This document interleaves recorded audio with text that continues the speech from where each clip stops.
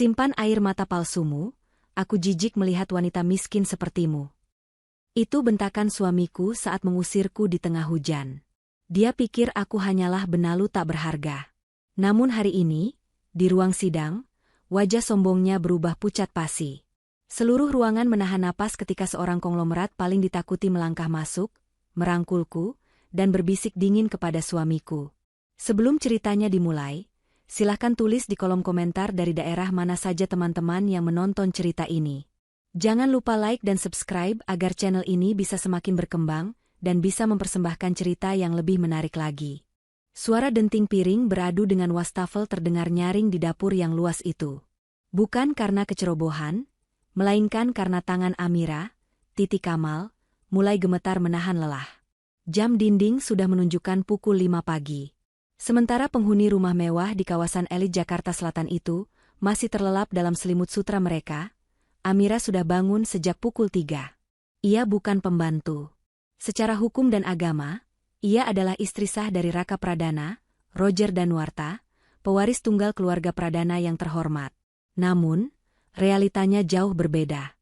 Amira, astaga, kamu ini kerjaannya lambat sekali, sih. Suara melengking itu memecah kesunyian pagi. Amira tersentak, nyaris menjatuhkan gelas kristal di tangannya. Di ambang pintu dapur, berdiri Bu Ratna, Elma Teana. Wanita parubaya itu sudah rapi dengan baju senam mahalnya, wajahnya dipoles make-up tipis namun tatapannya tajam menghunus. Maaf, Bu. Tadi Amira harus menyetrika kemeja Mas Raka dulu sebelum mencuci piring. Jawab Amira pelan, matanya menunduk. Ia tahu, menatap mata mertuanya hanya akan dianggap sebagai tantangan. Alasan. Bu Ratna melangkah masuk, suara sandal rumahnya terdengar mengintimidasi di lantai marmer. Ia menunjuk tumpukan bahan makanan di meja. Nanti malam ada tamu penting. Bella mau datang makan malam. Saya mau kamu masak beef Wellington dan zupa sop. Jangan sampai rasanya kampungan seperti lidah kamu. Ingat, Bella itu wanita berkelas. Beda sama kamu yang cuma tahu sambal terasi. Amira menghela napas panjang, menahan gemuruh di dadanya. Baik, Bu. Nanti Amira siapkan. Dan satu lagi, Bu Ratna mendekatkan wajahnya ke arah Amira, telunjuknya menoyor pelan dahi menantunya itu. Pas makan malam nanti, kamu nggak usah ikut duduk di meja makan. Kamu layani saja kami. Baju kamu itu, lusuh. Bikin malu kalau dilihat Bella. Dia itu investor potensial buat perusahaan Raka yang lagi goyah. Jangan sampai mata dia sakit lihat penampilan kamu. Tanpa menunggu jawaban, Bu Ratna berbalik dan melenggang pergi. Meninggalkan Amira yang mematung. Air mata yang nyaris jatuh, buru-buru ia hapus dengan punggung tangan yang kasar, karena terlalu sering terkena sabun cuci. Sabar, Amira, batinnya menguatkan diri. Kamu yang memilih jalan ini. Kamu yang ingin tahu apakah ada laki-laki yang tulus mencintaimu tanpa melihat siapa ayahmu. Pukul 7 pagi, Raka turun ke ruang makan. Pria itu tampak gagah dengan setelan jas abu-abu, namun wajahnya terlihat kusut. Perusahaan konstruksi warisan almarhum ayahnya sedang dalam masalah besar. Utang menumpuk, dan proyek-proyek besar macet. Pagi, Mas, sapa Amira lembut seraya menuangkan kopi hitam tanpa gula kesukaan suaminya. Raka hanya bergumam, matanya terpaku pada layar ponsel. Tidak ada senyum, tidak ada kecupan di kening seperti 2 tahun lalu saat mereka baru menikah. Mas, nanti malam katanya Mbak Bella mau datang? Tanya Amira hati-hati. Raka berhenti menggulir layar ponselnya. Ia menatap Amira dengan tatapan yang sulit diartikan, campuran antara rasa bersalah dan iritasi. Iya. Kenapa? Kamu keberatan? Enggak. Mas, cuma, Ibu bilang aku nggak boleh ikut makan di meja. Aku harus melayani kalian saja. Hening sejenak. Amira berharap Raka akan marah. Ia berharap suaminya akan membela kehormatannya dan berkata, tidak, kamu istriku, kamu duduk di sampingku. Namun, harapan itu hancur ketika Raka menyesap kopinya dan berkata datar, ya sudah, turuti saja kata Mama. Bella itu penting buat perusahaan. Mir. Aku nggak mau mood Mama atau Bella rusak gara-gara hal sepele. Lagian, baju kamu memang nggak ada yang pantas buat acara formal, kan? Hati Amira mencelos. Sakitnya bukan karena ia harus jadi pelayan, tapi karena suaminya sendiri yang mengiyakan penghinaan itu. Iya, Mas. Aku ngerti, jawab Amira, suaranya tercekat. Ia berbalik menuju dapur, menyembunyikan luka yang mulai bernanah di hatinya. Di balik dinding dapur, ia meremas kain lap erat-erat. 2 tahun aku bersabar, Mas. Apakah ini balasan atas ketulusanku? Malam itu, kediaman keluarga Pradana terang benderang. Lampu kristal di ruang tengah dinyalakan semua, memberikan kesan mewah yang dipaksakan. Aroma masakan western buatan Amira menguar memenuhi ruangan, menggugah selera siapa saja. Namun, bagi Amira, aroma itu memuakan. Bel pintu berbunyi. Bu Ratna yang sejak tadi duduk gelisah langsung berdiri dengan senyum lebar yang dibuat-buat. Itu pasti Bella. Raka, ayo sambut, perintah Bu Ratna. Pintu terbuka. Sosok Bella, Kat Meriska, berdiri di sana bak model yang baru turun dari catwalk. Ia mengenakan dress merah marun selutut yang membalut tubuh rampingnya dengan sempurna. Tas tangan bermerek seharga motor baru menggelantung di lengannya. Wangi parfum mahal langsung menyeruak masuk, mengalahkan aroma masakan Amira. Selamat malam, Tante Ratna, Mas Raka, sapa Bella dengan suara manja yang renyah. Ia mencium pipi kanan kiri Bu Ratna, lalu beralih ke Raka. Tatapannya pada Raka sedikit lebih lama, dan senyumnya terlalu manis untuk sekadar rekan bisnis. Malam, Bel. Masuk, masuk, Raka mempersilakan, wajahnya tampak sedikit lebih cerah dibanding tadi pagi. Mereka duduk di ruang makan. Meja sudah tertata rapi ala fine dining. Amira keluar dari dapur membawa nampan berisi hidangan pembuka. Ia mengenakan seragam hitam putih sederhana, bekas seragam pembantu lama yang sudah berhenti. Bu Ratna yang menyuruhnya memakai itu. Saat Amira meletakkan piring di depan Bella, wanita itu menatap Amira dari ujung rambut sampai ujung kaki dengan tatapan merendahkan. "Oh, ini istri kamu, Mas Raka?" tanya Bella, seolah-olah ia melihat noda kotoran di taplak meja putih. "Siapa namanya?" "Amira ya. Rajin banget ya, kayak cleaning service di kantor aku." Bu Ratna tertawa renyah, seakan itu lelucon paling lucu sedunia. "Ah, Bella bisa aja. Ya begitulah, Amira ini memang asalnya dari desa. Jadi dia lebih luas di dapur daripada di ruang tamu. Maklum, skillnya cuma itu." Amira merasakan wajahnya panas. Ia melirik Raka, berharap suaminya mengatakan sesuatu. Tapi Raka sibuk memotong dagingnya, menghindari tatapan mata Amira. "Masakan ini, siapa yang buat?" tanya Bella setelah mencicipi satu suap. "Amira yang buat, Mbak," jawab Amira pelan. Bella meletakkan sendoknya dengan bunyi, klanting, yang cukup keras. Ia mengambil tisu dan mengelap bibirnya dengan gaya berlebihan. "Lumayan sih. Tapi bumbunya kurang nendang. Kurang truffle oil kayaknya. Tapi ya wajar sih, lidah orang kampung kan beda palatenya sama kita. Makasih ya, Mbak Amira. Boleh minta tolong ambilin air es? Yang dingin banget." Amira mengepal tangannya di balik nampan. Penghinaan ini sudah keterlaluan. Bukan soal masakan, tapi soal harga diri. Namun, ia ingat janjinya pada diri sendiri untuk bertahan sedikit lagi. Ia mengangguk kaku dan kembali ke dapur. Dari balik sekat ruangan, Amira bisa mendengar percakapan mereka yang semakin menyakitkan. "Tante beruntung banget kalau punya menantu kayak Bella," puji Bu Ratna lantang, sengaja agar terdengar sampai dapur. "Pintar, cantik, kaya, punya koneksi bisnis luas. Nggak kayak yang di belakang itu, cuma bisa ngabisin beras." "Ah, tante bisa aja." Suara Bella terdengar merendah tapi bangga. "Aku dengar perusahaan Mas Raka butuh suntikan dana segar sekitar 5 miliar ya buat proyek jembatan itu. Kebetulan papaku lagi cari tempat investasi. Kalau Mas Raka mau, aku bisa atur." Suara Raka terdengar antusias, nada putus asa terselip di sana. "Serius, Bel? Itu bakal nyelamatin perusahaan banget. Syaratnya apa?" Hening sejenak. Amira menajamkan pendengarannya di dapur. "Syaratnya gampang kok." Suara Bella terdengar menggoda. "Aku cuma mau partner yang available secara total. Aku nggak suka kerja sama orang yang pikirannya bercabang ke urusan rumah tangga yang toksik." Maksud kamu? Tanya Raka. Pikirin aja sendiri, Mas. Jawab Bella sambil tertawa kecil. Dada Amira sesak. Jelas sekali arah pembicaraan ini. Mereka sedang menawar harga dirinya, menawar status pernikahannya demi uang 5 miliar.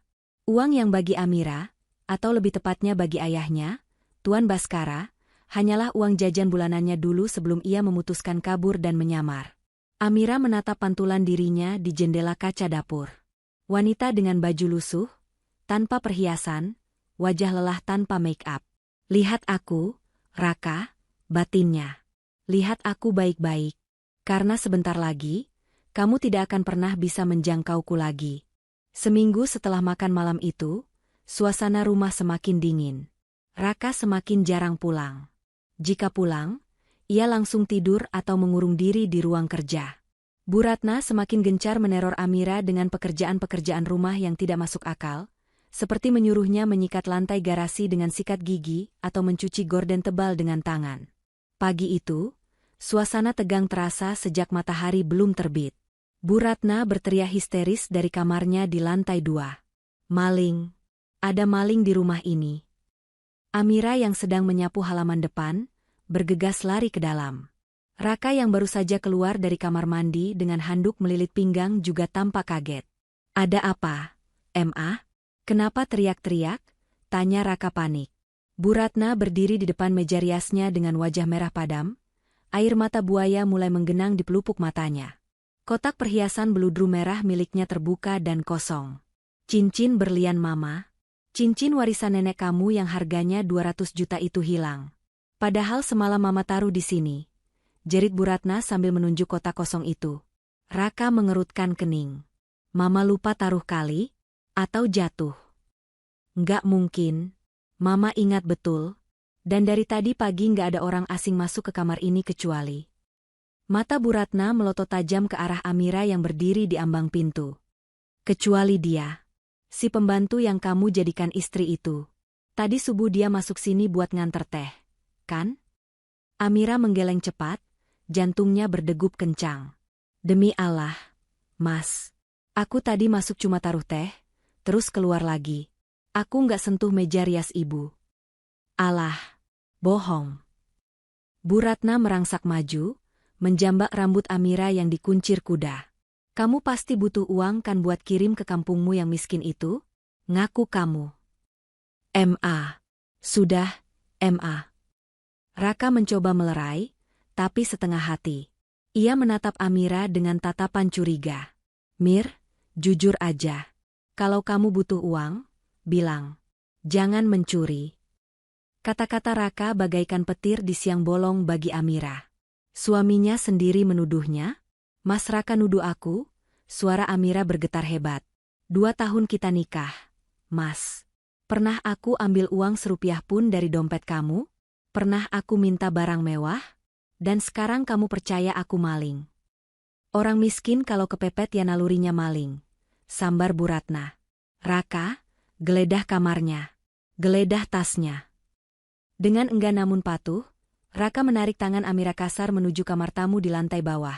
Kamar yang ditempati Amira sejak sebulan terakhir karena Raka beralasan, butuh ketenangan, di kamar utama. Raka mengobrak-abrik lemari pakaian Amira. Baju-baju murah berhamburan ke lantai. Bu Ratna mengawasi dengan senyum licik yang tersembunyi. Raka mengambil tas kain kumal milik Amira, satu-satunya tas yang ia bawa saat pergi ke pasar. Raka menumpahkan isi tas itu ke kasur. Dompet kecil, HP jadul, catatan belanja, dan sebuah benda berkilau menggelinding keluar. Cincin berlian itu. Hening. Amira terbelalak, napasnya tercekat.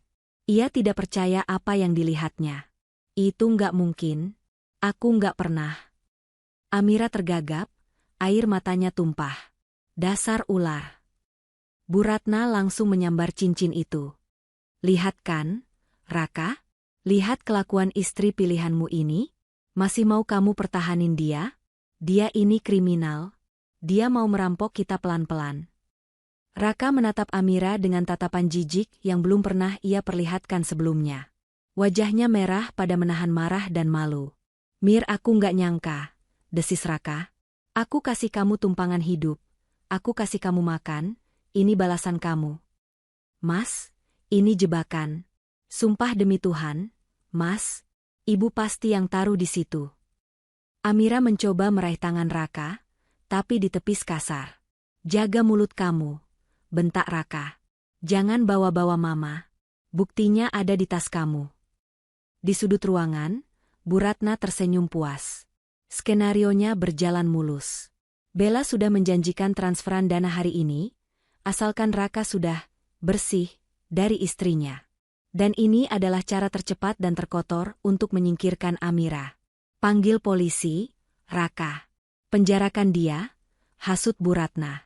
Amira mundur perlahan, punggungnya menabrak lemari.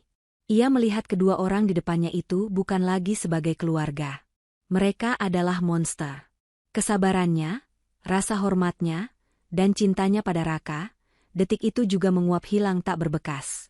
Suara guntur menggelegar di luar, seolah alam turut merasakan amarah yang memuncak di dalam rumah itu. Hujan mulai turun deras, memukul-mukul kaca jendela. Aku nggak akan lapor polisi, Ma, kata Raka dingin, matanya tak lepas dari Amira. Itu terlalu bagus buat dia. Biar dia rasakan kerasnya hidup di jalanan lagi. Raka berjalan menuju lemari, mengambil koper besar, dan mulai melempar asal baju-baju Amira ke dalamnya. Tidak dilipat, hanya dijejalkan seperti sampah. Mas, tolong dengerin aku dulu.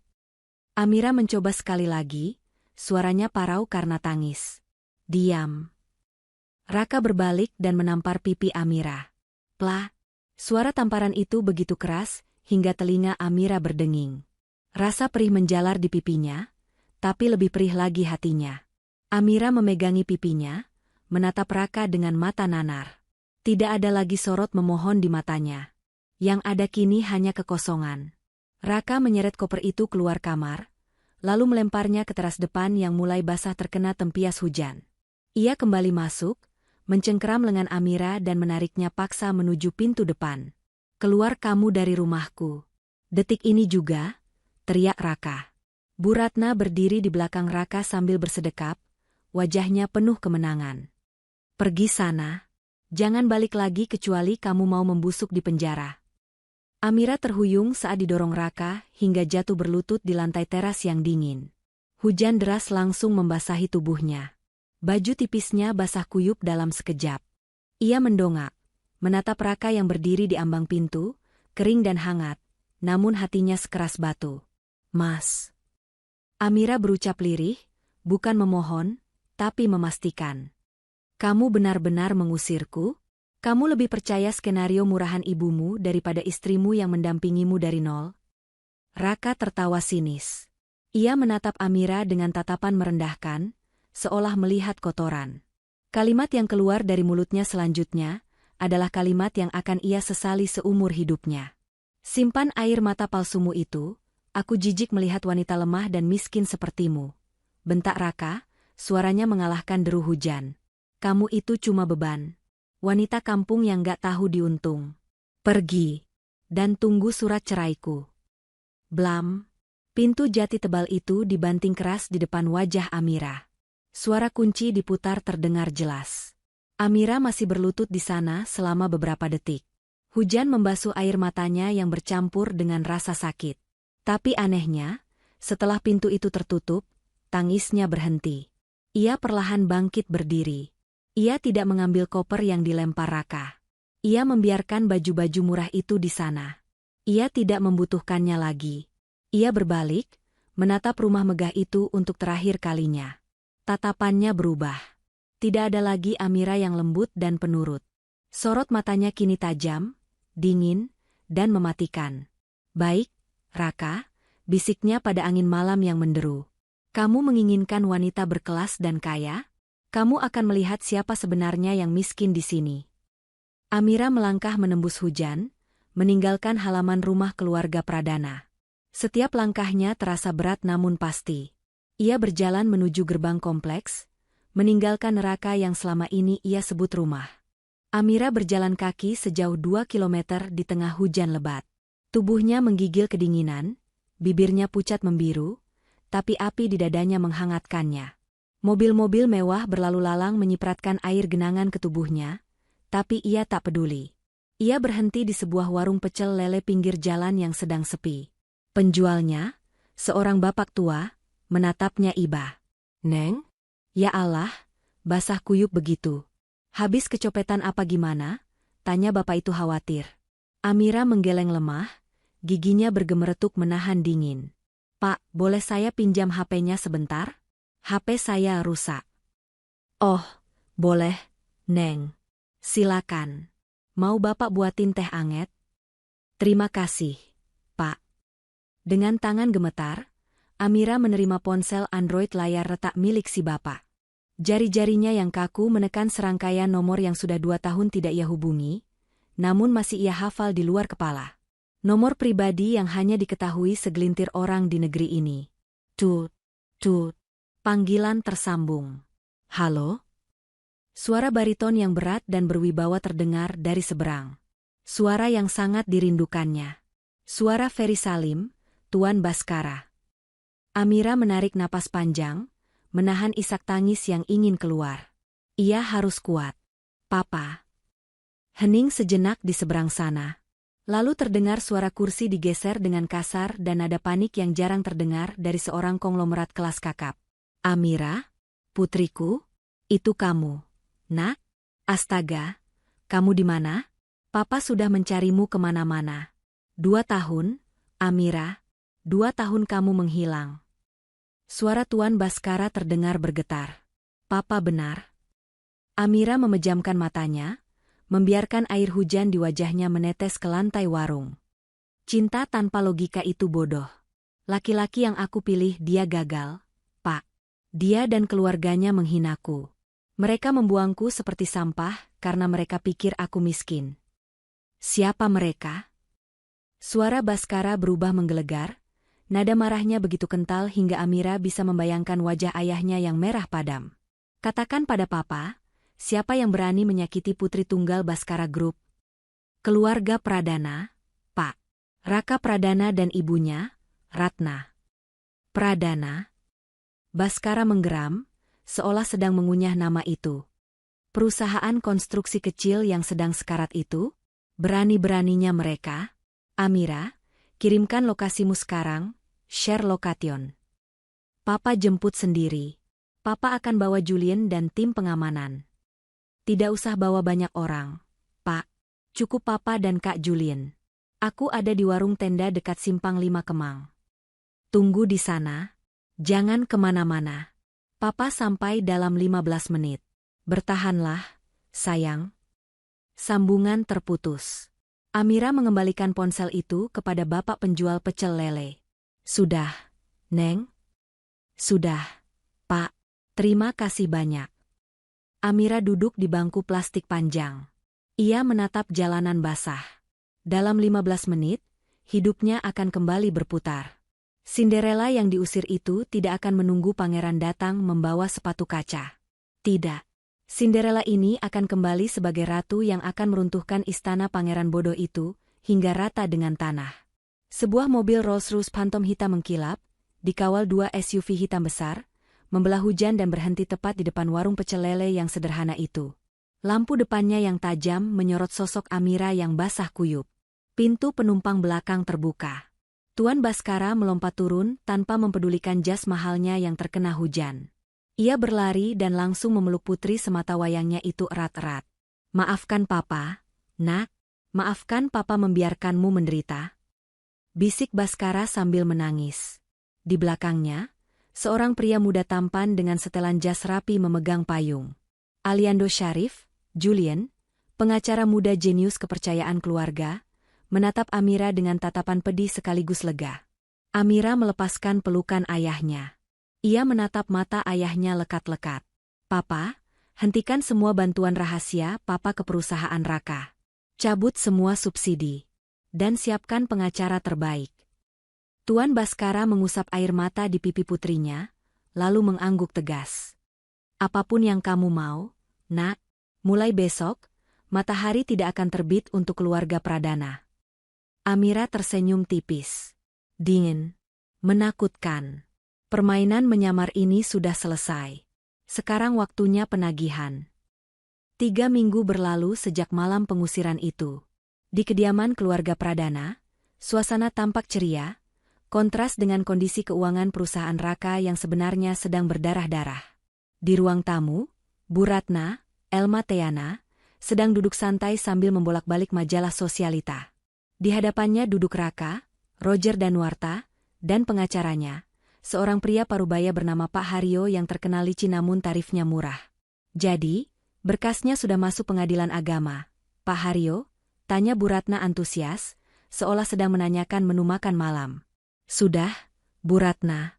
Panggilan sidang pertama akan dikirim minggu depan, jawab Pak Haryo sambil menyesap kopinya.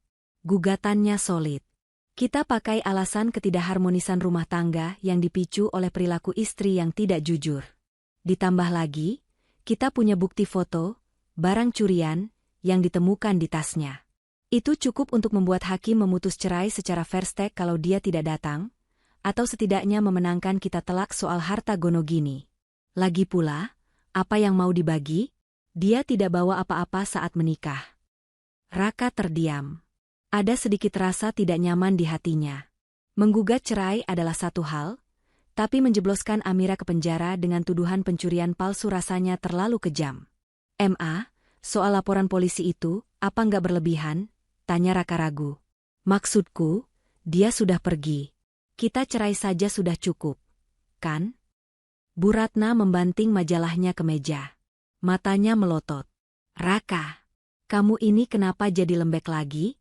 Ingat kata Bella. Bella mau investasi 5 miliar itu kalau status kamu bersih dan wanita itu nggak bisa balik lagi ganggu kita. Kalau cuma cerai, dia bisa saja nuntut harta Gonogini atau bikin drama di media sosial. Kalau dia jadi tersangka pencurian, siapa yang mau percaya sama dia?" Raka mengusap wajahnya kasar. Bayangan wajah Bella yang cantik dan janji suntikan dana segar itu menari-nari di kepalanya. Perusahaannya butuh uang itu untuk membayar gaji karyawan yang sudah nunggak 2 bulan. "Oke, Ma. Terserah Mama." Putus Raka akhirnya, mematikan sisa hati nuraninya. Siang itu, Bella, Kat Meriska, datang membawa makan siang. Ia terlihat semakin lengket dengan Bu Ratna. "Aku sudah dengar kabar baiknya, Mas," ucap Bella sambil merangkul lengan Raka. "Hebat. Kamu harus tegas. Laki-laki sukses itu harus didampingi wanita yang setara, bukan yang cuma bisa nyuci piring." "Makasih, Bel. Semua ini demi masa depan perusahaan," jawab Raka, mencoba tersenyum meski hatinya gelisah. "Oh ya, aku sudah atur media lo, Tante," kata Bella pada Bu Ratna dengan senyum licik. "Wartawan gosip langgananku bakal datang pas sidang pertama. Kita bikin narasi, pengusaha muda Raka Pradana ceraikan istri karena mencuri. Judulnya bombastis, kan? Biar satu Indonesia tahu betapa buruknya perempuan itu, jadi nggak ada yang berani kasih dia kerjaan."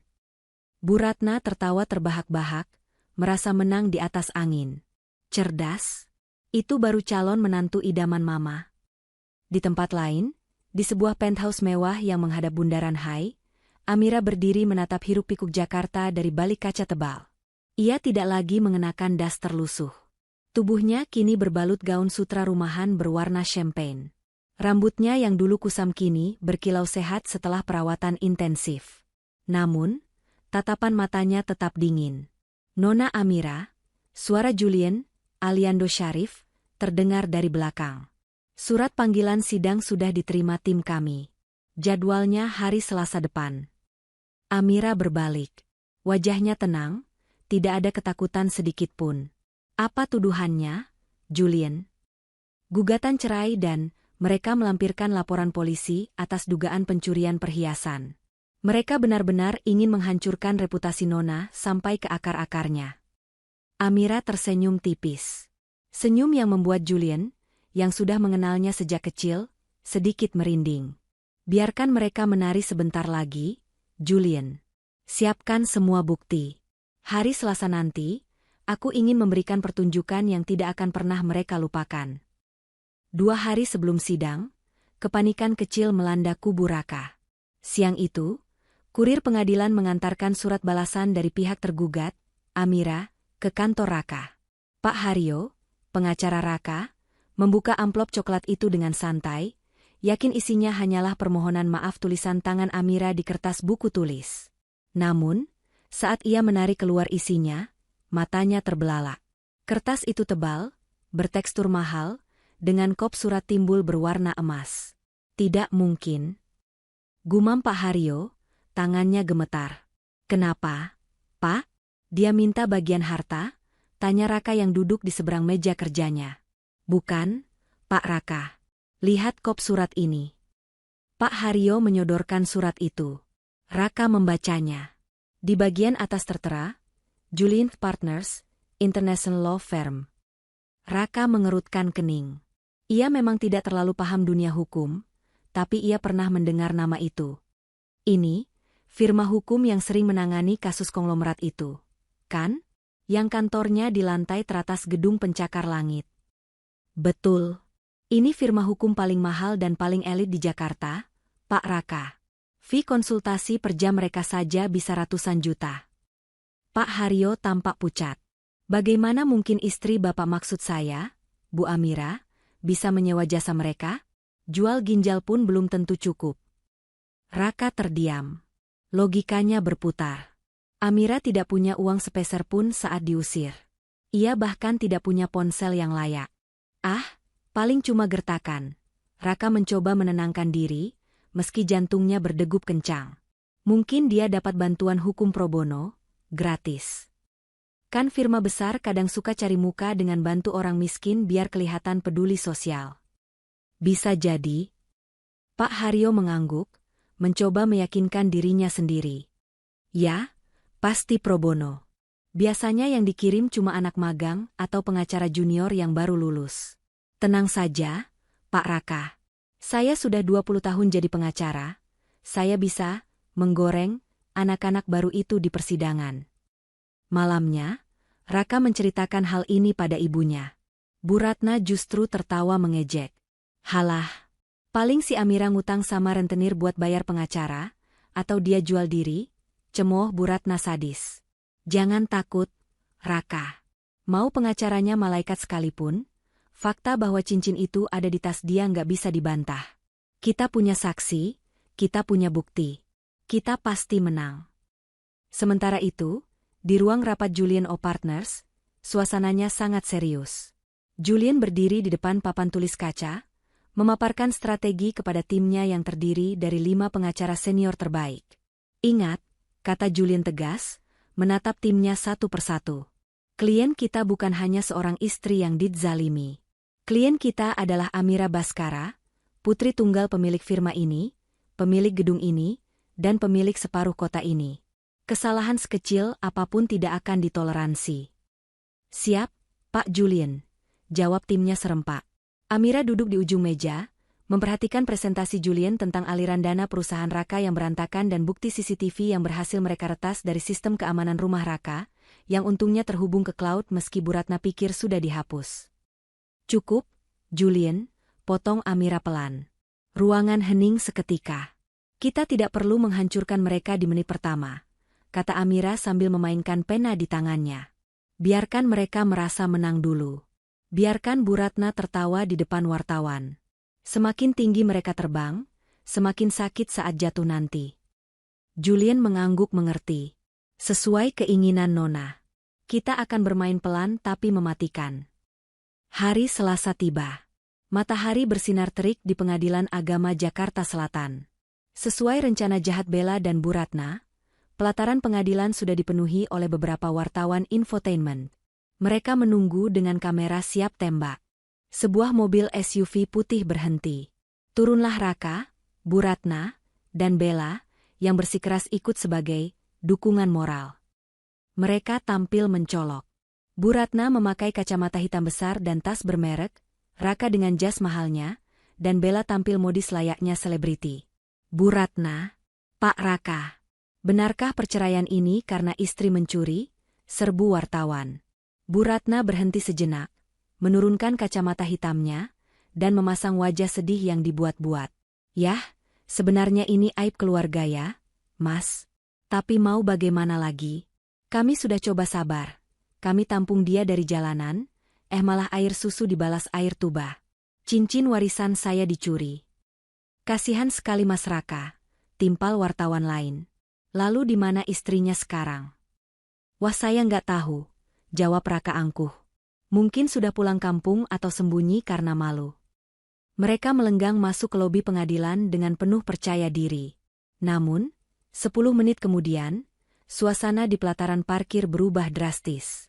Sebuah mobil sedan hitam panjang Maybach S-Class, mobil yang harganya jauh di atas total aset perusahaan Raka saat ini, masuk dengan mulus, dikawal 2 motor Voyager, pengawal. Wartawan yang tadinya sudah mau bubar langsung berkerumun kembali. Siapa ini? Ada pejabat atau artis besar? Pintu penumpang dibuka oleh sopir berseragam rapi. Turunlah sepasang kaki jenjang yang dibalut stiletto hitam mengkilap. Amira keluar dari mobil. Dunia seakan berhenti berputar bagi siapapun yang melihatnya. Amira mengenakan setelan blazer putih gading dari rumah mode Dior yang membalut tubuhnya dengan elegan. Rambut hitamnya digelung rapi dan modern. Wajahnya dipoles make-up natural namun tegas, menonjolkan kecantikannya yang selama ini tertutup debu dapur. Di lehernya melingkar kalung berlian sederhana namun kilaunya menyilaukan mata, jelas bukan imitasi. Di sampingnya, Julien berjalan tegap mendampingi, membawa tas kerja kulit. Para wartawan ternganga. Mereka tidak mengenali wanita ini. Maaf, Mbak. Mbak ini siapa ya? Artis baru? Tanya seorang wartawan bingung. Amira berhenti, menatap lensa kamera dengan tatapan tajam dan dingin. Ia tersenyum tipis. Saya Amira, jawabnya singkat, suaranya jernih dan berwibawa. Tergugat yang dituduh mencuri. Keriuhan meledak. Blitz kamera menyambar-nyambar gila-gilaan. Di dalam ruang tunggu, Raka dan Bu Ratna mendengar keributan di luar. Ada apa sih? Berisik sekali, gerutu Bu Ratna. Pintu ruang tunggu terbuka. Amira melangkah masuk, diikuti Julien. Aura ruangan seketika berubah.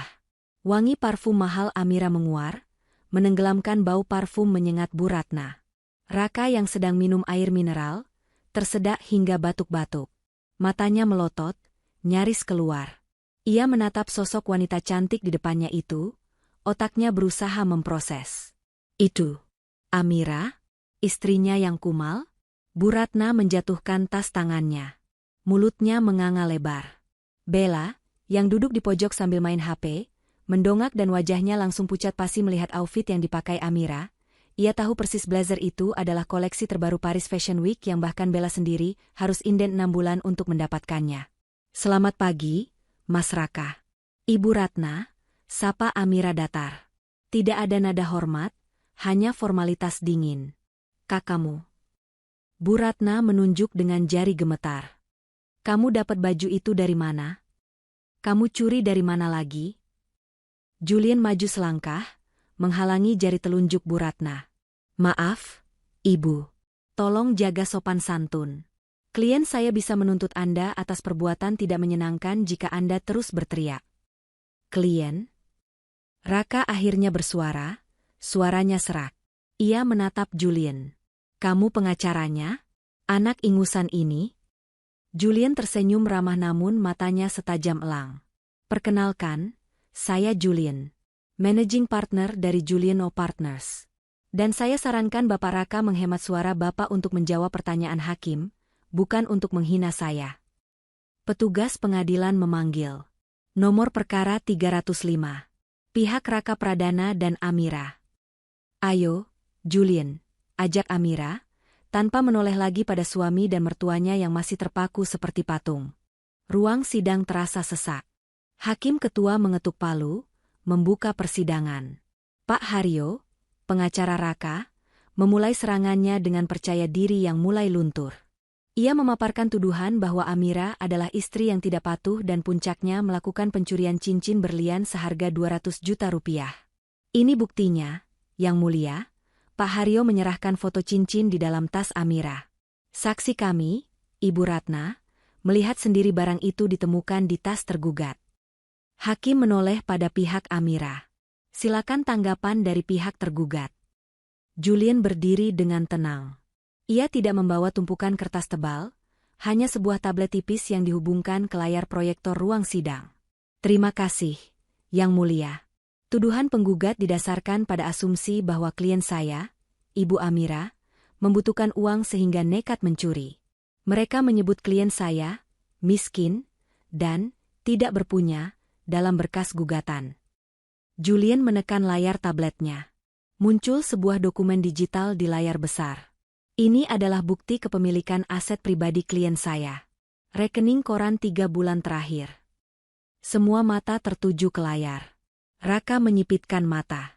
Angka-angka di layar itu begitu banyak nolnya, hingga sulit dihitung dalam sekilas pandang. Saldo terakhir menunjukkan angka miliaran rupiah. Keberatan? Teriak Pak Haryo panik. Itu pasti palsu.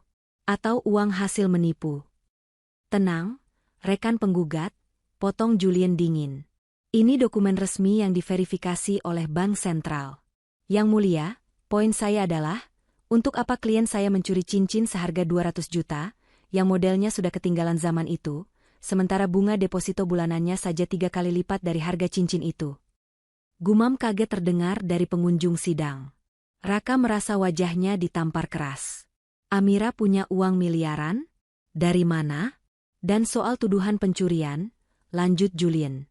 Kami memiliki rekaman CCTV. CCTV di kamar itu mati. Seru Bu Ratna keceplosan, lalu buru-buru menutup mulutnya.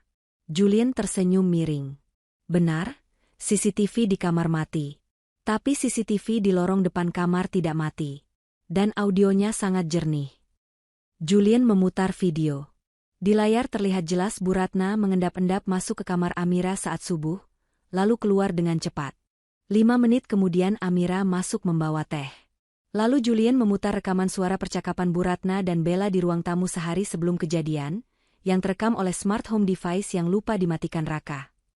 Suara Bella, singkirkan aja dia, Tante. Jebak pakai apa kek? Cincin hilang atau apa? Biar Raka punya alasan kuat. Suara Bu Ratna, ide bagus. Bel, besok pagi Tante eksekusi. Keadaan ruang sidang menjadi kacau. Wajah Bu Ratna pucat seperti mayat. Bella yang duduk di kursi pengunjung langsung menunduk, mencoba menutupi wajahnya dengan tas, tapi wartawan sudah terlanjur merekam semuanya. Ini rekayasa, teriak Raka, mencoba membela ibunya, tapi suaranya terdengar putus asa. Ini bukti forensik digital yang sah, Yang Mulia, tegas Julian. Faktanya, klien saya difitnah, diusir, dan dipermalukan. Oleh karena itu, kami menolak gugatan cerai dengan alasan istri buruk, dan kami mengajukan gugatan balik, rekonvensi, atas pencemaran nama baik, KDRT psikis, dan upaya kriminalisasi. Hakim Ketua menatap tajam ke arah Raka dan Bu Ratna. Pihak penggugat, apakah Anda punya bantahan yang masuk akal? Raka terdiam 1000 bahasa. Ia menoleh ke Amira. Istrinya itu duduk tegak, menatap lurus ke depan, seolah Raka tidak ada. Raka tiba-tiba merasa sangat kerdil. Harga dirinya sebagai laki-laki hancur lebur di hadapan logika dan fakta yang dipaparkan Julian. Raka berbisik kasar, siapa yang membiayaimu? Mir? Hah? Siapa? Om Senang mana yang kau rayu sampai bisa sewa pengacara semahal ini dan palsuin rekening koran? Amira akhirnya menoleh. Tatapannya menusuk. Jaga mulutmu, Raka. Kamu akan segera tahu siapa Om Senang itu. Suasana sidang memanas. Pak Haryo kehabisan kata-kata. Hakim tampak sudah siap mengetuk palu untuk menunda sidang, namun Julian mengangkat tangan. Satu hal lagi, Yang Mulia. Ada saksi ahli atau lebih tepatnya, saksi fakta yang ingin memberikan keterangan terkait status sosial dan latar belakang klien kami, untuk mematahkan argumen orang miskin yang terus digaungkan pihak lawan. Siapa saksinya? Tanya hakim. Beliau ada di luar. Tiba-tiba, pintu ruang sidang ganda di belakang terbuka lebar. 2 orang pria bertubuh kekar dengan setelan safari hitam melangkah masuk lebih dulu, membuka jalan. Suasana hening seketika. Hawa keberadaan seseorang yang sangat berkuasa terasa begitu kuat. Seorang pria paruh baya berusia 60-an, dengan rambut memutih yang disisir rapi ke belakang, melangkah masuk. Ia mengenakan setelan jas brioni abu-abu tua yang memancarkan aura otoritas mutlak. Tatapan matanya tajam, namun tenang menghanyutkan. Para wartawan di barisan belakang menahan napas. Beberapa dari mereka mengenali sosok itu. Itu kan? Bisik seorang wartawan senior. Pak Baskara? Pemilik Baskara Group? Bu Ratna, yang suaminya dulu bekerja sebagai manajer rendahan di salah satu anak perusahaan Baskara, langsung mengenali wajah itu. Wajah yang sering muncul di majalah Forbes Indonesia. Wajah pemilik bank tempat Raka mengajukan pinjaman yang sekarang macet. Tuan Baskara, desis Bu Ratna, suaranya tercekat di tenggorokan. Jantungnya seakan berhenti berdetak. Hakim ketua, yang ternyata juga mengenali sosok legendaris di dunia hukum dan bisnis itu, refleks berdiri dari kursinya. Pak Baskara, ada keperluan apa Bapak di persidangan ini? Tuan Baskara, Ferry Salim, tidak langsung menjawab. Ia berjalan pelan, langkah kakinya bergema di ruangan yang sunyi senyap. Ia melewati Raka yang bengong, melewati Bu Ratna yang gemetaran. Ia berhenti tepat di samping kursi Amira. Amira berdiri. Tuan Baskara tersenyum lembut. Senyum seorang ayah yang bangga sekaligus protektif. Ia merangkul bahu Amira dengan hangat. Kemudian, Baskara berbalik menghadap hakim. Lalu matanya menyapu ke arah Raka dan Bu Ratna dengan tatapan yang bisa membekukan neraka. Saya datang untuk menjemput putri saya, Yang Mulia. Suara Baskara berat dan menggema, tanpa mikrofon pun terdengar jelas ke seluruh ruangan. Putri? Hakim bingung. Maksud Bapak? Perkenalkan, lanjut Baskara tegas, jarinya menepuk bahu Amira. Wanita ini, yang dihina sebagai orang miskin, yang dituduh pencuri, yang diusir seperti binatang oleh keluarga Pradana, adalah Amira Baskara. Putri kandung saya satu-satunya. Pewaris tunggal Baskara Group. Duar. Pernyataan itu meledak lebih keras daripada bom di kepala Raka, Bu Ratna, dan Bella.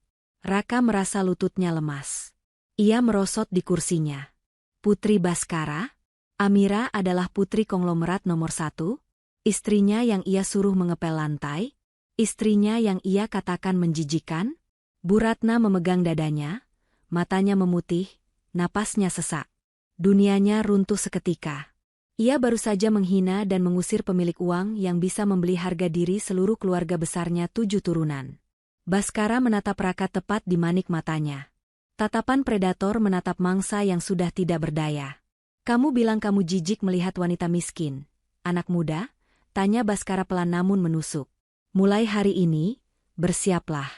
Karena saya pastikan, kamulah yang akan merasakan bagaimana rasanya menjadi orang yang benar-benar miskin. Tanpa uang, tanpa harga diri, tanpa masa depan. Amira menatap Raka yang hancur, lalu tersenyum miring.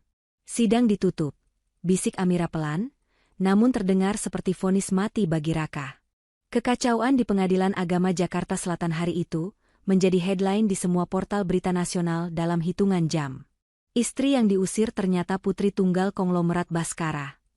Pradana Group terancam gulung tikar setelah skandal perceraian. Di dalam mobil SUV yang membawa mereka pulang, suasana hening mencekam. Raka, Roger dan Warta menyetir dengan tangan gemetar. Keringat dingin mengucur deras di pelipisnya. Di kursi belakang, Bu Ratna, Elma Teana, duduk kaku dengan wajah pucat pasi, matanya menatap kosong keluar jendela. Bella, Kat Meriska, sudah kabur lebih dulu naik taksi online begitu sidang bubar, tak mau ikut semobil dengan kapal karam. Ini mimpikan, Raka? Suara Bu Ratna pecah, parau dan bergetar. Bilang sama mama ini cuma prank. Amira itu, dia itu cuma gadis yatim piatu yang kita pungut dari panti asuhan antah berantah. Mana mungkin dia anak Baskara? Raka memukul setir dengan keras. Diam, Ma. Diam. Aku juga nggak tahu. Selama ini dia nggak pernah bilang apa-apa. Kenapa kamu nggak cek latar belakangnya dulu pas nikah? Bu Ratna balik membentak, histeris. Kamu bodoh. Kita baru saja menghina orang yang memegang nyawa perusahaan kita. Utang kita di Bank Baskara itu 50 miliar. Raka, kalau bapaknya Amira marah, kita habis. Ponsel Raka berdering tanpa henti. Ratusan notifikasi masuk. Investor, klien, supplier, semuanya menanyakan berita yang beredar. Saham kecil perusahaan Raka yang baru mau go public langsung anjlok ke titik terendah. Raka menepikan mobil di bahu jalan tol. Ia tak sanggup menyetir.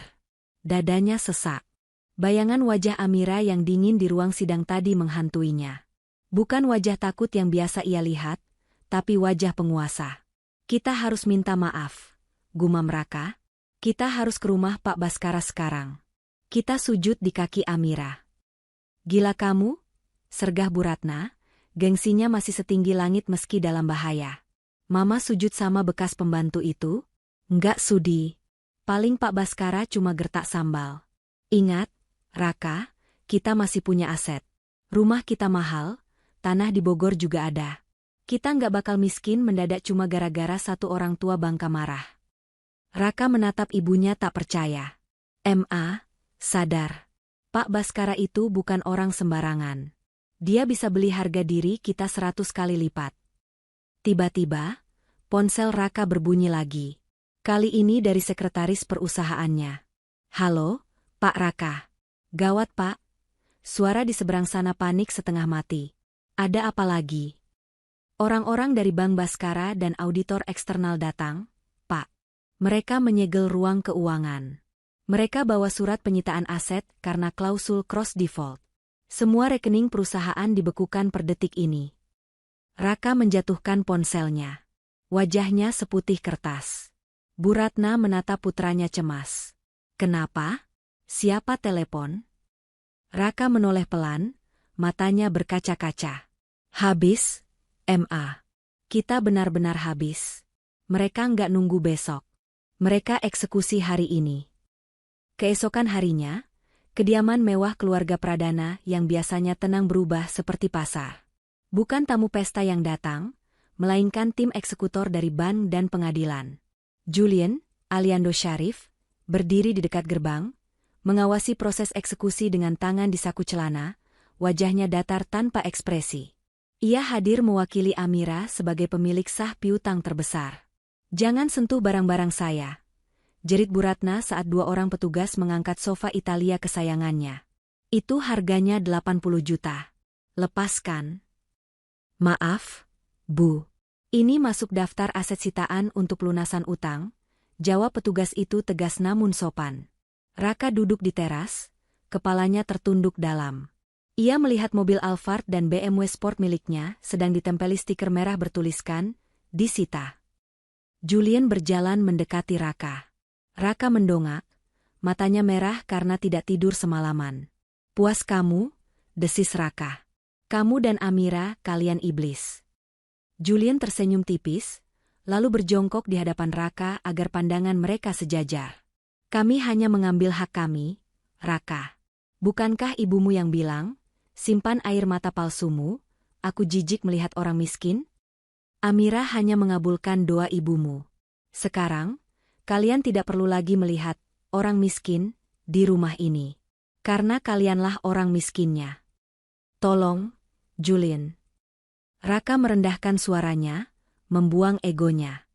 Sisakan rumah ini. Kasihan Mama. Dia nggak akan kuat kalau harus pindah. Rumah ini jaminan utama utang perusahaanmu yang macet, Raka. Dan kau tahu, sebenarnya Tuan Baskara bisa saja memberi keringanan. Tapi setelah beliau melihat rekaman CCTV saat kau menampar putrinya dan mengusirnya saat hujan, beliau memerintahkan saya untuk tidak menyisakan satu sendok pun. Julian berdiri dan merapikan jasnya. Kalian punya waktu 1 jam untuk mengemasi barang-barang pribadi. Hanya pakaian dan dokumen penting. Perhiasan, barang elektronik, dan kendaraan, semua ditinggal. Bu Ratna berlari keluar rumah sambil mendekap kotak perhiasannya. Ini punya saya. Ini bukan aset perusahaan. Seorang petugas wanita menahan langkahnya. Maaf, Bu. Kami sudah cek. Pembelian perhiasan ini menggunakan kartu kredit perusahaan yang tagihannya tidak dibayar. Jadi ini juga aset sitaan. Tidak Aak. Jeritan Bu Ratna melengking memilukan. Ia mencoba mempertahankan kotak itu, tapi tenaganya kalah. Kotak itu berpindah tangan. 1 jam kemudian, gerbang besi tinggi itu tertutup rapat.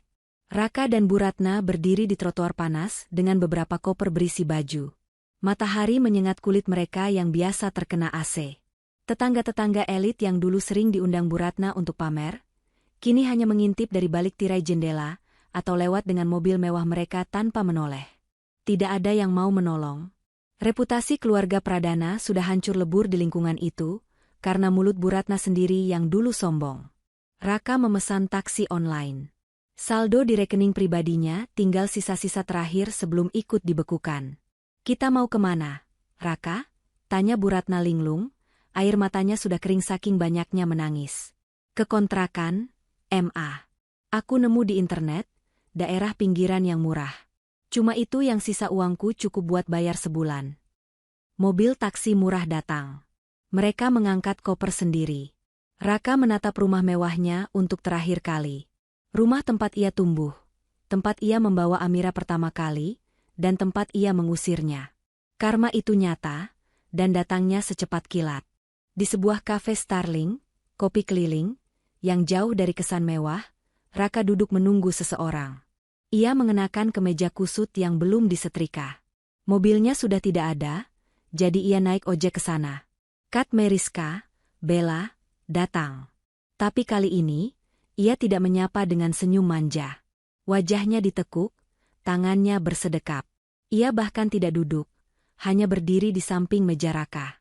"Ada apa, Mas?" "Cepetan dong, aku sibuk," ketus Bella. "Bel, kamu dengarkan apa yang terjadi." Raka mencoba meraih tangan Bella, tapi wanita itu mundur selangkah. "Perusahaan disita. Rumah disita. Tapi aku masih punya semangat.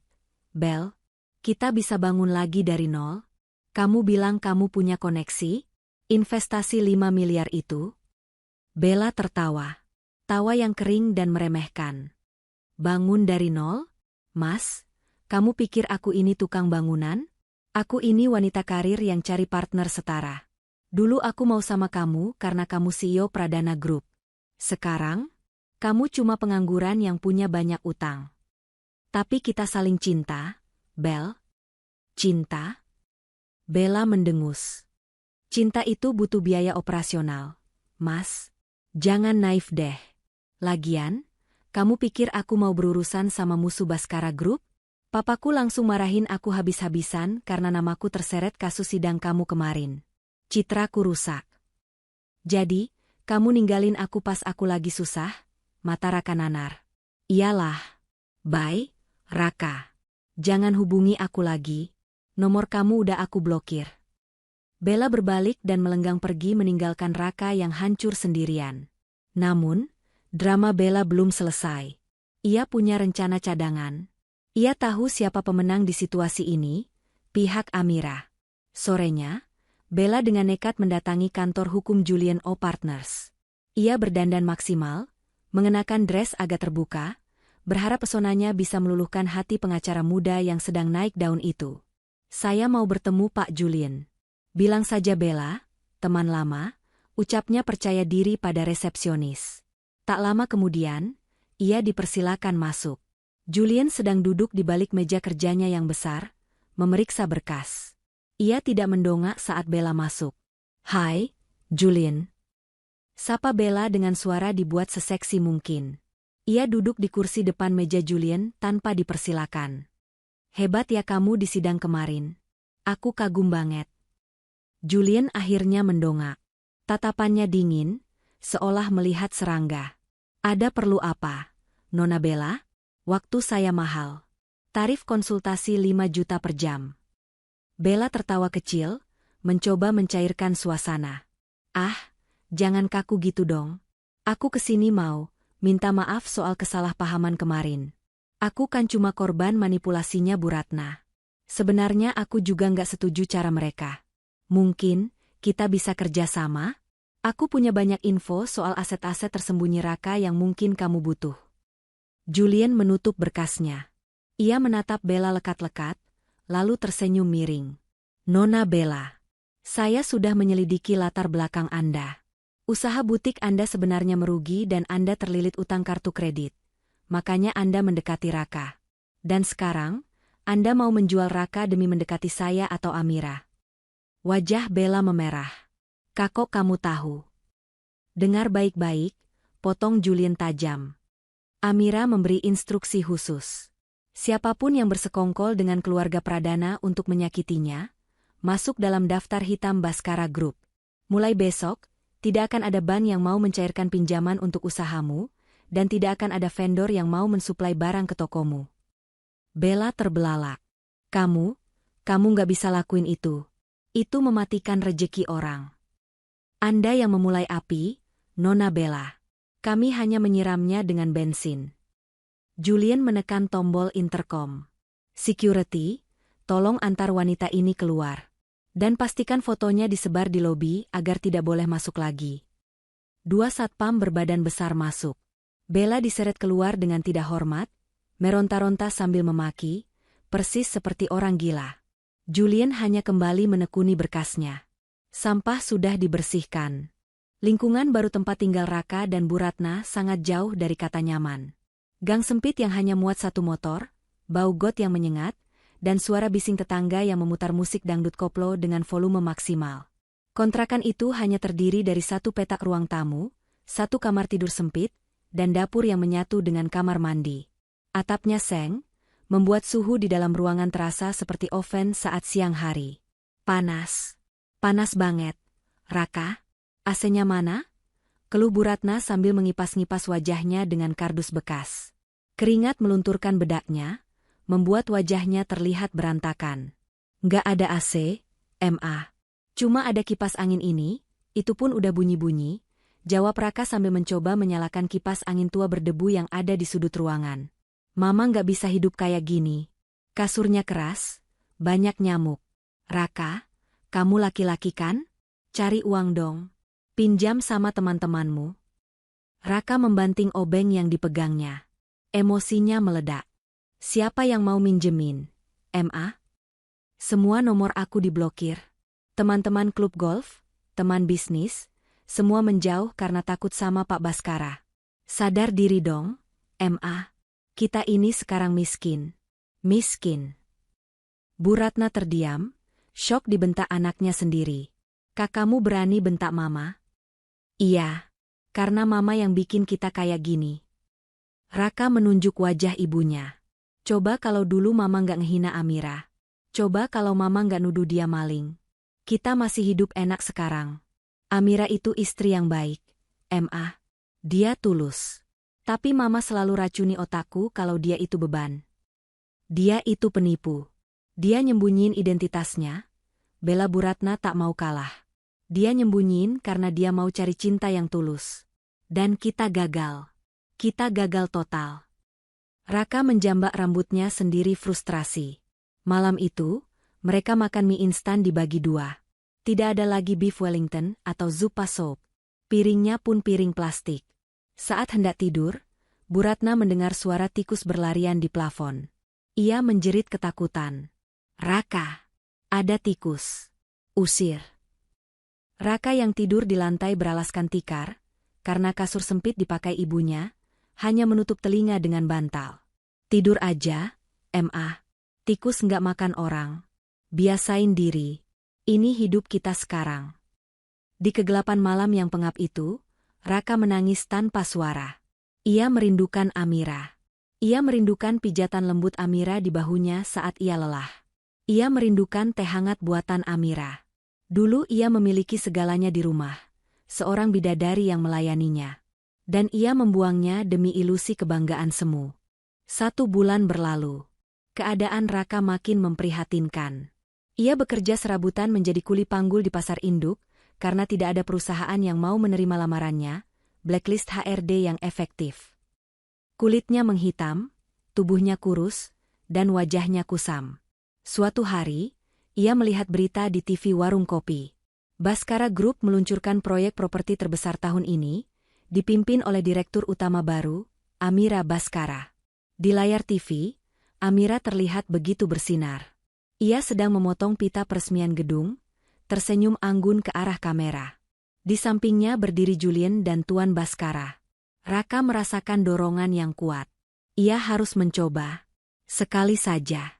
Ia yakin Amira masih punya sedikit rasa cinta padanya. Dengan sisa uang gajinya, Raka membeli kemeja murah di pasar loak dan mencukur kumisnya. Ia nekat pergi ke kantor pusat Baskara Group di kawasan SCBD. Gedung itu menjulang tinggi membelah langit. Raka masuk ke lobi marmer yang dingin. Ia merasa sangat kecil. "Saya mau bertemu Ibu Amira," kata Raka pada resepsionis cantik di meja depan. Resepsionis itu menatap Raka dari atas ke bawah dengan tatapan curiga. Sepatu Raka yang solnya mau lepas tidak bisa menipu. "Apakah sudah ada janji?" "Saya suaminya, maksud saya, mantan suaminya. Tolong, bilang Raka ada di sini. Penting." Resepsionis itu mengerutkan kening, lalu menelepon ke atas. Tak lama kemudian, ia menutup telepon. "Tunggu sebentar." Jantung Raka berdegup kencang. Apakah Amira mau menemuinya? 10 menit kemudian, lift pribadi terbuka. Beberapa pengawal berbadan tegap keluar lebih dulu, membuat barikade. Lalu keluarlah Amira. Ia mengenakan setelan jas kerja navy blue yang pas badan, memancarkan aura kekuasaan yang mengintimidasi. Ia tidak sendiri, Julian berjalan di sampingnya sambil membacakan jadwal. "Amira," seru Raka, mencoba menerobos barikade pengawal. Pengawal langsung menahan tubuh Raka dengan kasar. Amira berhenti. Ia menoleh perlahan. Wajahnya datar, tanpa emosi. Sama sekali tidak ada sisa-sisa wanita yang dulu menangis di kakinya. "Lepaskan dia," perintah Amira tenang. Pengawal melepaskan Raka. Raka langsung berlari kecil dan menjatuhkan diri berlutut di depan Amira, di tengah lobi yang ramai oleh karyawan. "Mir, Amira, maafkan aku," isak Raka. Ia mencoba meraih tangan Amira, tapi Amira memundurkan kakinya, menghindari sentuhan Raka seolah Raka adalah penyakit menular. "Bangun, Raka. Jangan buat drama di kantorku," suara Amira dingin menusuk tulang. "Aku salah, Mir. Aku bodoh. Aku nyesel banget. Tolong, kasih aku kesempatan kedua. Aku nggak butuh uang kamu. Aku cuma mau kamu kembali. Mama sakit-sakitan, Mir." Dia manggil-manggil nama kamu terus. Julian mendengus sinis di samping Amira. Manggil nama Amira untuk disuruh nyuci piring lagi. Raka mengabaikan Julian. Ia menatap mata Amira, mencari setitik belas kasih. "Mir, ingat janji pernikahan kita? Suka dan duka?" Amira tersenyum miring. Ia menunduk menatap Raka. "Suka dan duka?" ulang Amira pelan. "Saat aku berduka, saat aku dihina ibumu, saat aku difitnah, kamu di mana, Raka? Kamu malah menambah dukaku. Kamu mengusirku ke dalam hujan." "Aku hilaf." "Bukan hilaf. Itu watak aslimu," potong Amira tegas. "Dengar, Raka. Amira yang dulu, istri bodoh yang mencintaimu itu, sudah mati malam itu di teras rumahmu.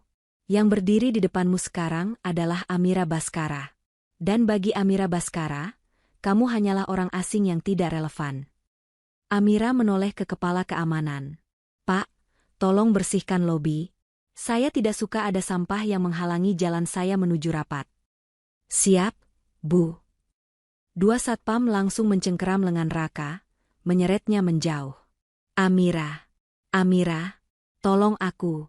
Setidaknya kasih aku kerjaan." "Amira," teriak Raka histeris saat diseret keluar pintu putar. Amira tidak menoleh sedikit pun. Ia kembali melangkah menuju mobil mewahnya yang sudah menunggu. "Nona baik-baik saja?" tanya Julian lembut saat mereka masuk ke mobil.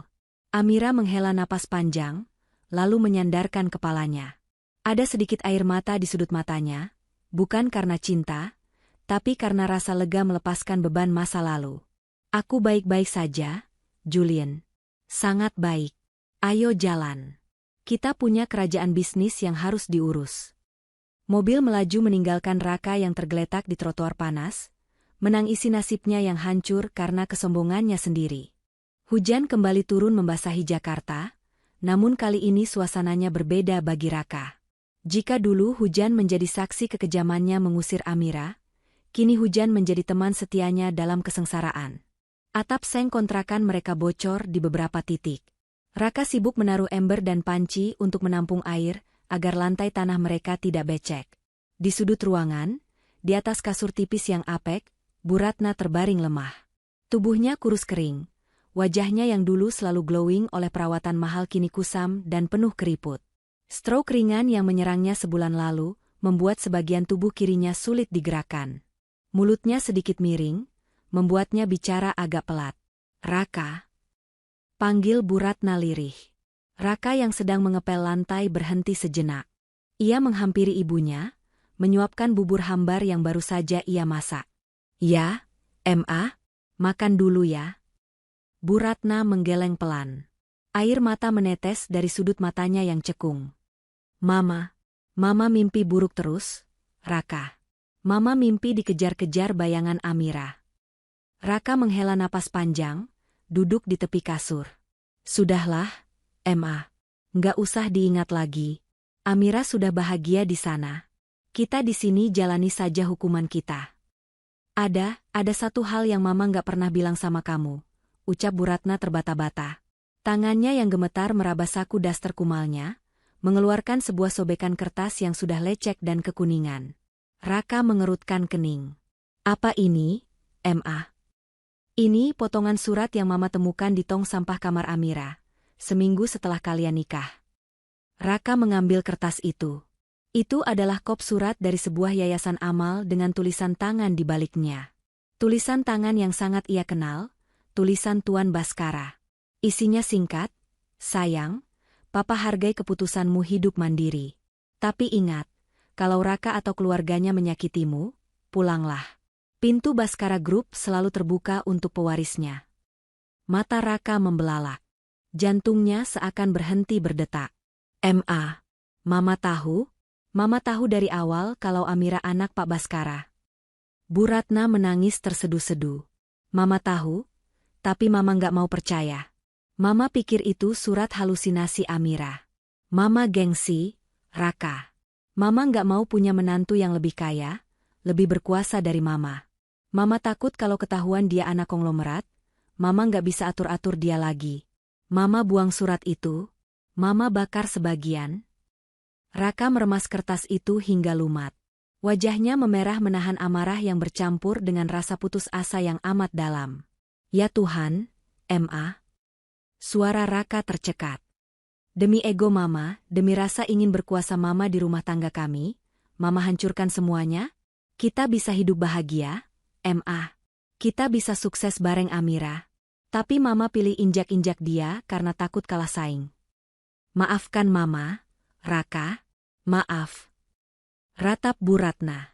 Raka berdiri, menjauh dari ibunya. Ia menatap keluar jendela yang buram. Hatinya hancur berkeping-keping. Ternyata, kehancuran ini bukan hanya karena kesalahpahaman, tapi karena kebusukan hati ibunya sendiri yang dipelihara bertahun-tahun. Nasi sudah jadi bubur, Ma. Bahkan buburnya pun basi, gumam Raka dingin. Ia kembali mengambil kain pel, membersihkan lantai dengan kasar, mencoba menghapus noda masa lalu yang tidak akan pernah hilang. Di sisi lain kota, di sebuah restoran rooftop yang menyajikan pemandangan Cakrawala Jakarta di malam hari, suasana begitu hangat dan romantis. Amira duduk berhadapan dengan Julien. Tidak ada pembicaraan soal hukum, aset sitaan, atau strategi bisnis malam ini. Hanya ada dua manusia yang sedang menikmati makan malam tenang. Amira mengenakan gaun malam berwarna biru tua yang elegan, sementara Julien tampak gagah dengan kemeja putih yang lengan bajunya digulung santai. "Kamu kelihatan lebih rileks sekarang, Mir," komentar Julien sambil tersenyum. Amira menyesap moktailnya. Rasanya seperti baru bisa bernapas lega setelah menahan napas 2 tahun. "Jul, terima kasih ya. Tanpa kamu dan Papa, aku mungkin masih jadi wanita bodoh yang menangis di halte bus." Julien menatap mata Amira dalam-dalam. "Kamu nggak pernah bodoh, Amira. Kamu cuma terlalu tulus. Dan ketulusan itu dimanfaatkan oleh orang yang salah." Hening sejenak. Angin malam membelai rambut Amira. "Jul," panggil Amira pelan. "Kenapa kamu belum nikah? Umur kamu udah matang, karir sukses, ganteng lagi. Pasti banyak perempuan antri." Julien tertawa renyah, namun ada getir di matanya. Ia meletakkan garpu, menyandarkan punggungnya ke kursi. "Ada satu perempuan. Aku kenal dia sudah lama. Sejak dia masih kuliah, sebelum dia memutuskan untuk menyamar jadi orang biasa. Amira tertegun. Jantungnya berdesir. Aku selalu mengawasi dia dari jauh. Lanjut Julian, suaranya melembut. Waktu dia bilang ke papanya mau nikah sama laki-laki pilihannya, aku patah hati, Mir. Tapi aku mundur. Aku pikir, asalkan dia bahagia, aku rela. Tugasku cuma jadi bayangan yang menjaganya kalau dia jatuh. Amira menunduk, menyembunyikan rona merah di pipinya. Ia tahu siapa yang dimaksud Julian. Waktu papa telepon aku malam itu, bilang kamu diusir. Julian memajukan tubuhnya, meraih tangan Amira yang ada di atas meja. Genggamannya hangat dan kokoh. Itu hari paling marah dalam hidupku. Aku bersumpah nggak akan biarkan siapapun menyakiti kamu lagi. Julian. Amira Baskara, Julian menatap lurus ke manik mata Amira. Aku nggak mau jadi pengacaramu lagi. Aku mau jadi pendampingmu. Bukan karena kamu pewaris Baskara, tapi karena kamu adalah wanita terkuat yang pernah aku kenal. Izinkan aku yang membahagiakan kamu, menggantikan semua air mata yang terbuang itu. Air mata haru menggenang di pelupuk mata Amira. Ini bukan lamaran bisnis seperti yang dilakukan Raka dulu. Ini adalah tawaran kemitraan hidup yang setara. Amira tersenyum, senyum paling tulus yang pernah ia berikan setelah sekian lama. Ia membalas genggaman tangan Julian. Kontrak diterima, Pak Pengacara. Tapi syaratnya berat. Kamu harus sabar menghadapi wanita yang hatinya baru saja direnovasi. Julian tertawa lega, matanya berbinar. Saya ahli dalam menangani kasus sulit, Nona Amira. Renovasi hati adalah spesialisasi saya. Di bawah langit Jakarta yang berbintang, dua hati yang sempat terpisah oleh keadaan akhirnya bertaut. Tidak ada drama, tidak ada kepalsuan. Hanya kepastian. Sementara Amira mulai menata kebahagiaan, nasib Katmeriska, Bella, justru terjun bebas ke jurang kehancuran. Setelah diusir dari kantor Julian dan masuk daftar hitam Baskara Group, bisnis butik Bella bangkrut total. Vendor menagih utang, ban menyita aset, dan teman-teman sosialitanya menjauh karena takut terkena imbas. Bella yang terbiasa hidup mewah, panik luar biasa. Dalam keputusasaannya, Bella mencoba jalan pintas lamanya, mencari mangsa pria kaya baru. Ia menargetkan seorang pengusaha tambang asal Kalimantan yang sedang berkunjung ke Jakarta. Malam itu, di sebuah klub malam eksklusif, Bella melancarkan aksinya. Ia merayu sang pengusaha, mengajaknya berinvestasi bodong dengan skema yang sama seperti yang ia tawarkan ke Raka dulu.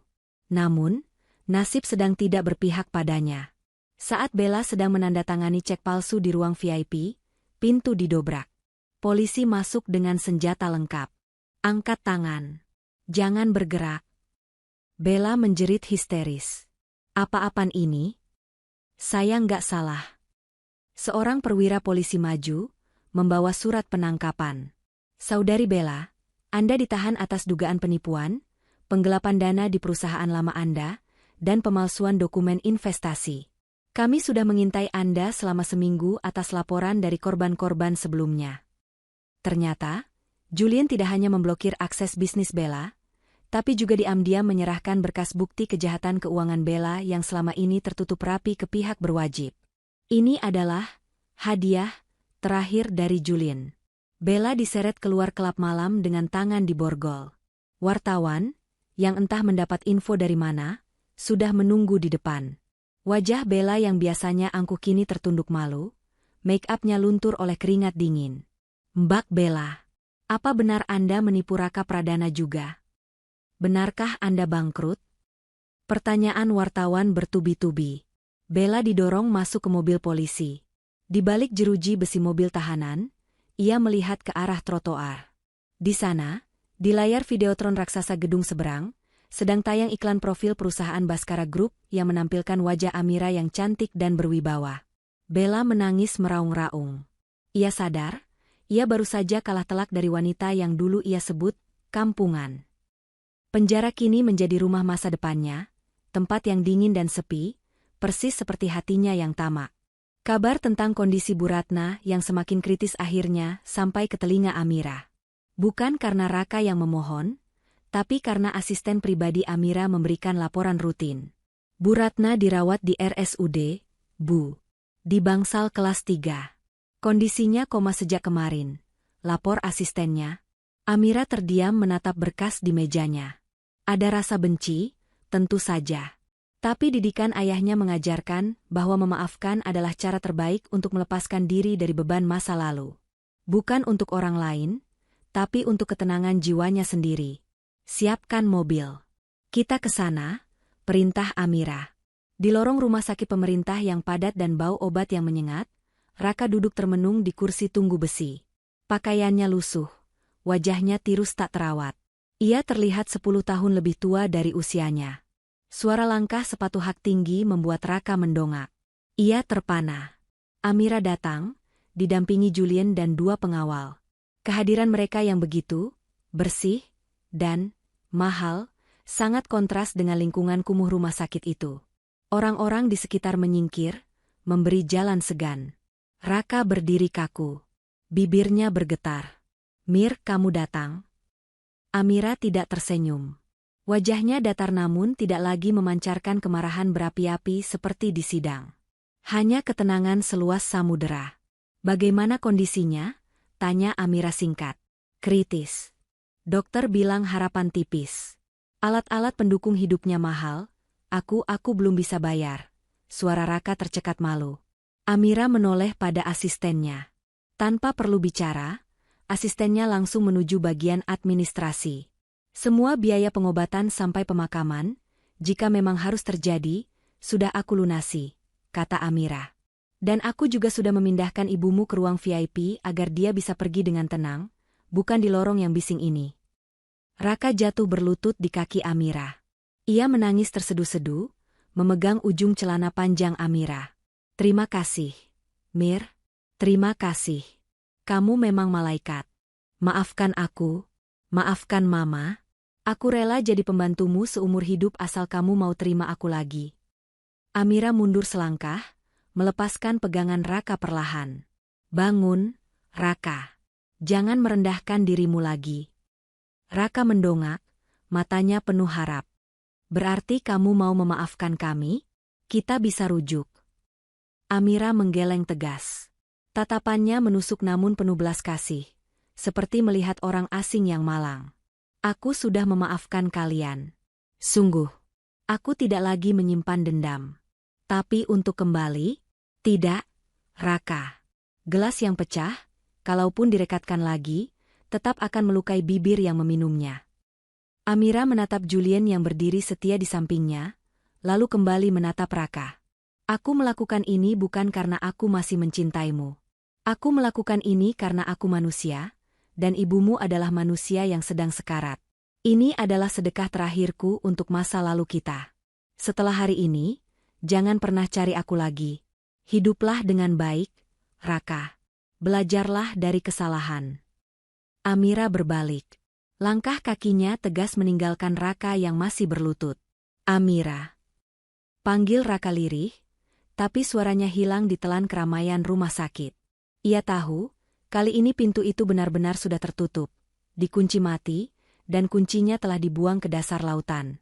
1 tahun kemudian, ballroom hotel bintang 5 milik Baskara Group dipenuhi ribuan tamu undangan. Kilatan lampu kamera tak henti-hentinya menyala. Malam ini adalah peluncuran buku biografi, sekaligus perayaan keberhasilan Amira membawa perusahaan ke kancah global. Amira berdiri di podium. Ia terlihat memukau dengan gaun emas yang berkilauan. Auranya begitu kuat, namun senyumnya hangat. Di barisan depan, Tuan Baskara duduk sambil menyeka air mata bangga. Di sebelahnya, Julian duduk sambil memangku seorang balita lucu, keponakan Julian. Namun tatapannya tak lepas dari Amira dengan penuh cinta.